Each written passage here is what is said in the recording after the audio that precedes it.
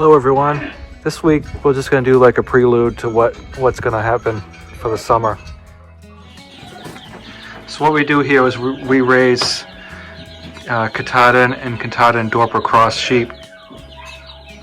And this is Luna right here. She's 4. If you remember, she had a daughter named Goose. She was born on Christmas, and we sold Goose to a customer this past Sunday. And here we've got what we call the Cackle Surprise from Cackle Hatchery. And it'll be difficult to hear me if I keep talking here, so I'll be quick. Basically, Cackle Hatchery, at the end of the day, whatever chickens are left, they sell at a deep discount. So you get like 75% pullets, 25% roosters. The roosters I'll keep and send them to the butcher, so meat birds are cheaper and quicker, but if you have the roosters, you might as well harvest them. So one of the biggest things I got to do is turn the compost, and we'll spread last year's compost. I'll turn that a couple more times, and then we'll spread that this spring. And then this pile here, we'll move over there, and that'll be for next year. So we got a bunch of fences to fix. The winter was pretty tough on fences. I got a lot of trees down, so we'll be putting those back up. And then this here was all a cornfield last year, and I'm going to leave it fallow this year.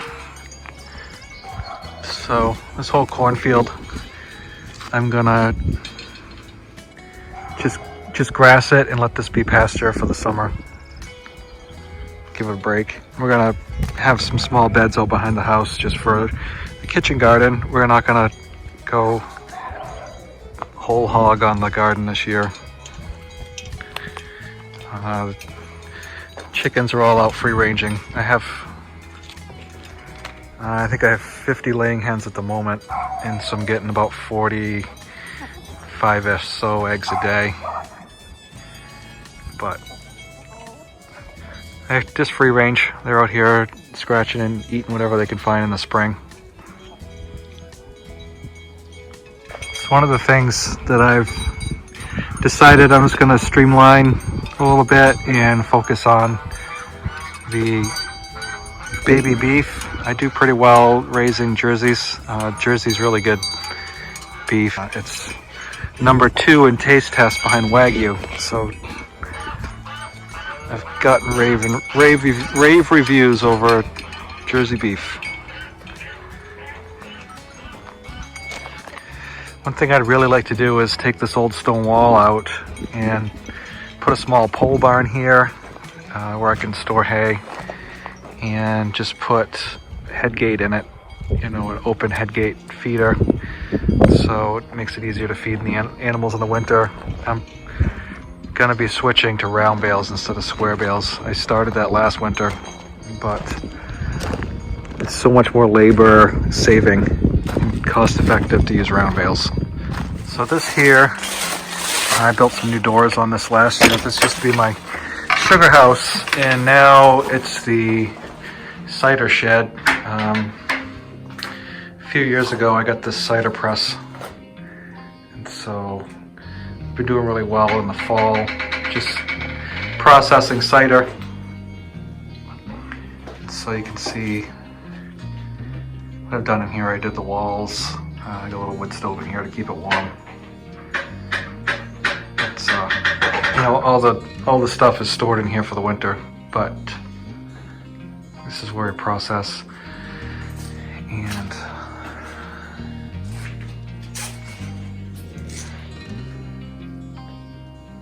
so what we'll do is we'll have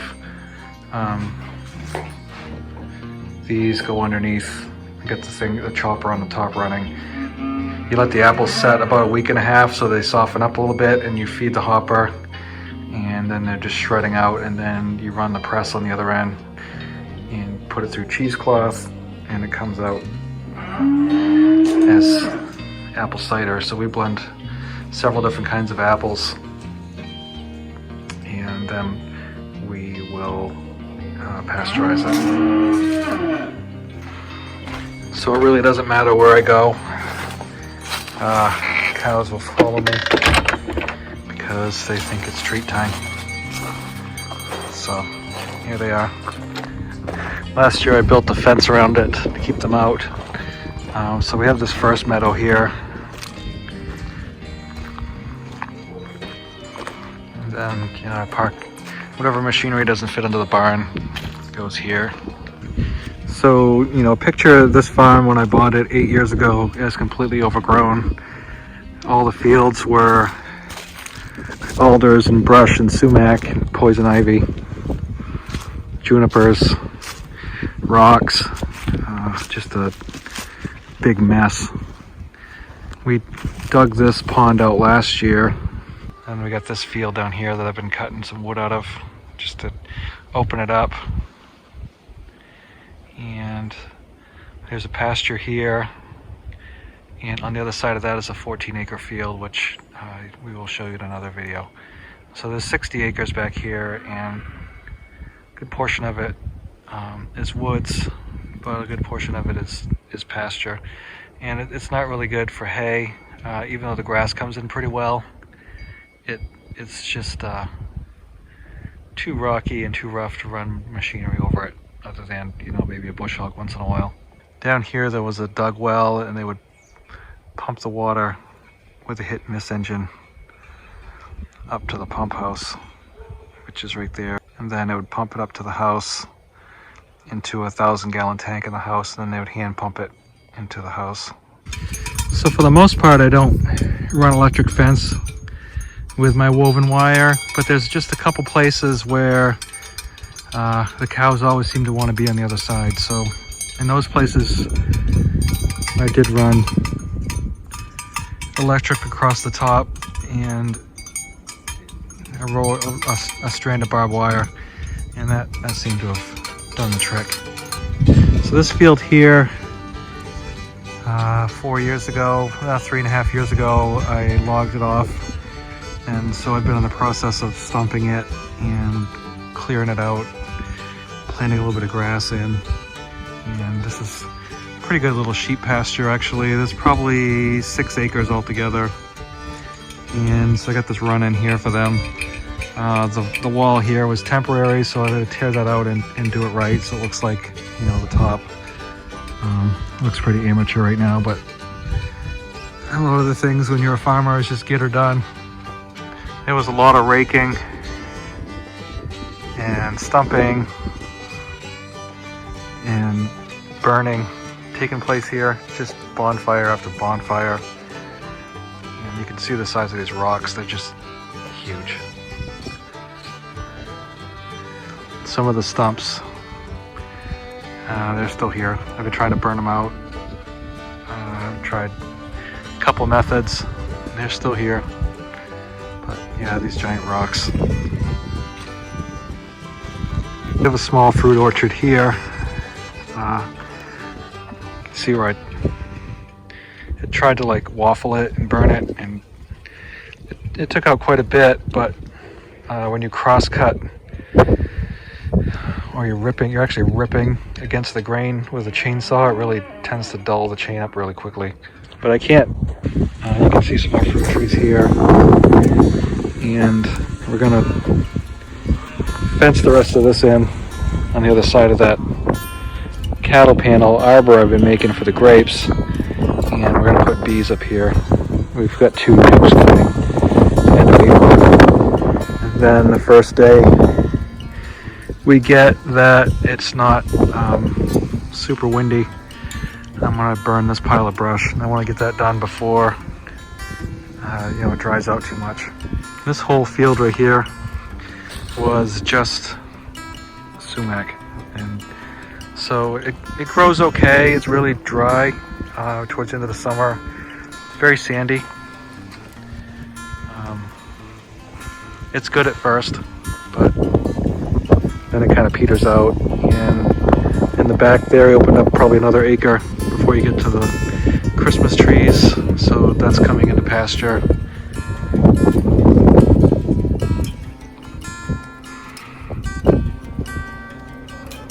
And then you can see the lake there.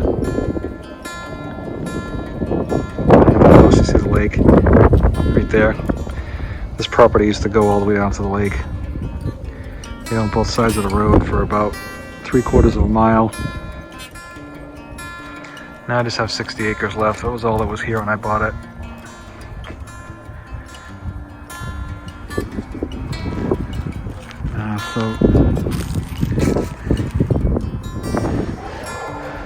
So probably my first order of business is I'm gonna get some birch and make some raised beds here. Finish the grape arbor here, straighten it up a little bit, and then we'll get a fence around this. And you can see the rest of the orchard here with all these whips.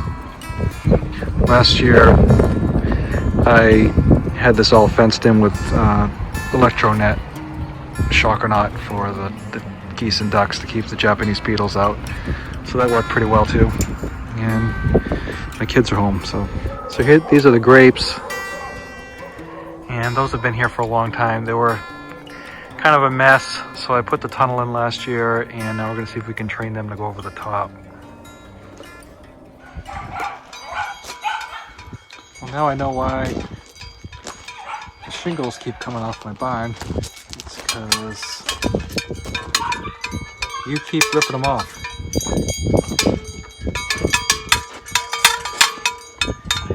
You're not eating nails. I'm not happy. Don't you think that's a little destructive? So this is the prelude to my summer of growing, and I'd love to have you subscribe and hit the like button and follow along as you bear witness to small southern Maine family just working on the old family homestead. Thanks for watching, and we'll talk to you again soon.